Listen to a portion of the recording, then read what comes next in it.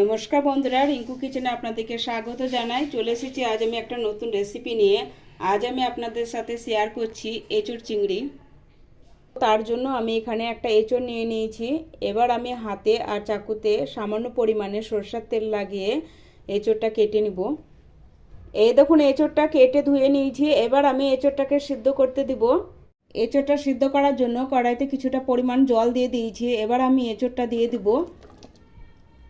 এবার আমি ঢেকে কিছু সময়ের জন্য এঁচোড়টা সিদ্ধ করে নিব।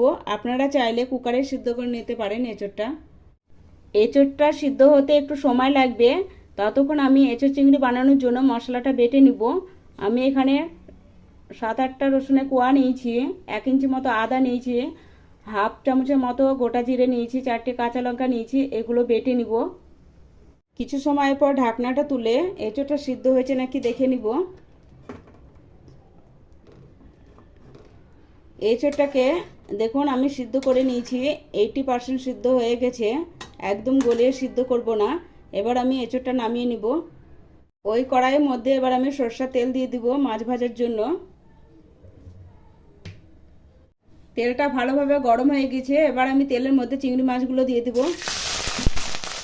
এবার আমি সামান্য পরিমাণে হলুদ গুঁড়ো দিয়ে দিব আর সামান্য লবণ দিব। দিয়ে মাছগুলো ভেজে নিব। চিংড়ি মাছগুলো হালকা ভেজে নিব। দেখুন চিংড়ি মাছগুলো হালকা ভাজা হয়ে গেছে। এবার আমি তুলে নিব।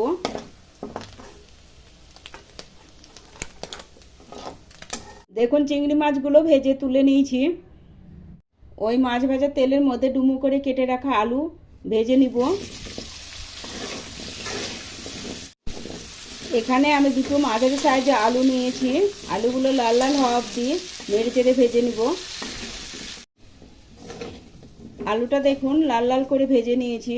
এবার আমি এই আলুর মধ্যে সেদ্ধ করে রাখা এঁচোড়টা দিয়ে দিব। এবার আমি সামান্য পরিমাণে হলুদ গুঁড়ো, সামান্য লবণ দিয়ে নেড়ে চেড়ে 1 মিনিটের মতো ভেজে নিব। এঁচোড়টা সিদ্ধ আছে, ওই জন্য 1 মিনিট সময় নিয়ে আমি নেড়ে চেড়ে এঁচোড়টা ভেজে নিব। গ্যাসের ফ্লেমটা মিডিয়ামে রেখে রান্নাটা করব আমি। দেখুন এঁচোড়টা ভাজা হয়ে গেছে। এবার আমি নামিয়ে নিব।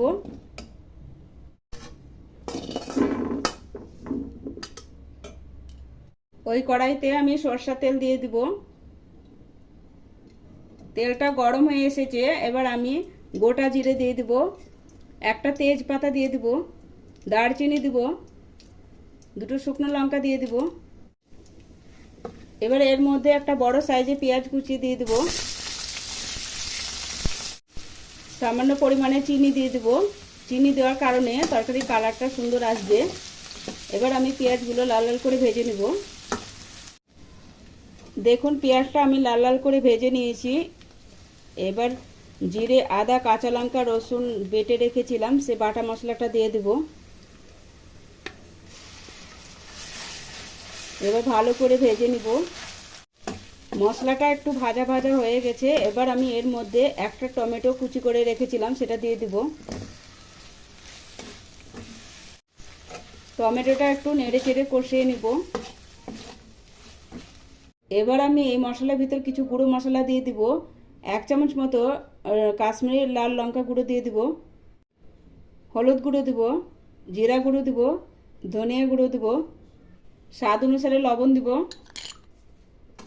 এবার গুঁড়ো মশলাগুলো ভালোভাবে মশলার সাথে মিশিয়ে নিব।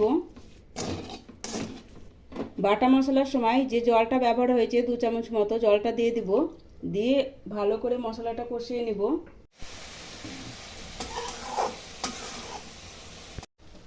দেখুন মশলাটা আমি ভালোভাবে কষিয়ে নিয়েছি। মশলা গা থেকে তেল ছেড়ে দিয়েছে। এখানে আমি কাশ্মীরি লঙ্কার গুঁড়ো ব্যবহার করেছি, আপনি চাইলে লাল লঙ্কার গুঁড়ো ব্যবহার করতে পারেন। আমি কাঁচা লঙ্কা ব্যবহার করেছি, এই জন্য কাশ্মীরি লঙ্কার গুঁড়োটা দিয়েছি কালারের জন্য। এবার আমি ভেজে রাখা এঁচোড় আর আলুটা দিয়ে দিব। এবার আমি এঁচোড় আর আলুটা ভালোভাবে মশলার সাথে মিশিয়ে নিব। মশলার সাথে এঁচোড় আর আলুটা ভালোভাবে মিশিয়ে নিয়েছি। এবার আমি ঢেকে 1-2 মিনিটের জন্য কষে নেব। এবার আমি 1 মিনিট পরে ঢাকনাটা তুলে নিলাম। মশলার সাথে দেখুন এঁচোড়টা আলুটা ভালোভাবে কষিয়ে নিয়েছি আমি। এবার আমি এর মধ্যে জল দিয়ে দিব।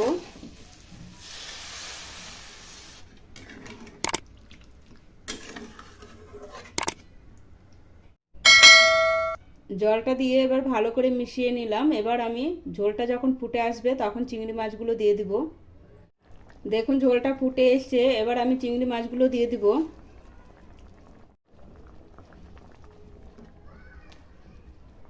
নেড়ে নিব। নেড়ে নেওয়ার পর ঢাকনা দিয়ে 2 মিনিটের জন্য রান্না করে নিব। এখানে আমার বেশি সময় লাগবে না, কারণ এঁচোড়টা সিদ্ধ করা আছে, আলুটাও ভাজা আছে। 2 মিনিট সময় নিলে আমার রান্নাটা কমপ্লিট হয়ে যাবে। 2 মিনিট পরে ঢাকনা তুলে দেখুন তরকারি কালারটা কত সুন্দর এসছে।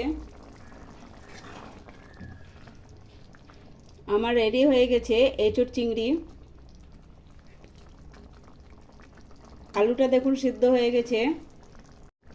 গরম মশলা গুঁড়ো আর ঘি দিয়ে নামিয়ে নিব। এবার আমি ঘি দিয়ে দেব। আমার মতো করে এভাবে একবার হলেও বাড়িতে এঁচোড় চিংড়ি বানিয়ে ফেলবেন। আশা করছি আপনাদের সকলেরই ভালো লাগবে। এবার আমি এঁচোড় চিংড়িটা নামিয়ে নিচ্ছি। গরম গরম ভাতের সঙ্গে জমে যাবে। ভিডিওটা ভালো লাগলে লাইক করবেন, বেশি বেশি করে শেয়ার করবেন। আমার চ্যানেলটা সাবস্ক্রাইব করা না থাকলে আমার চ্যানেলটা সাবস্ক্রাইব করার অনুরোধ রইল।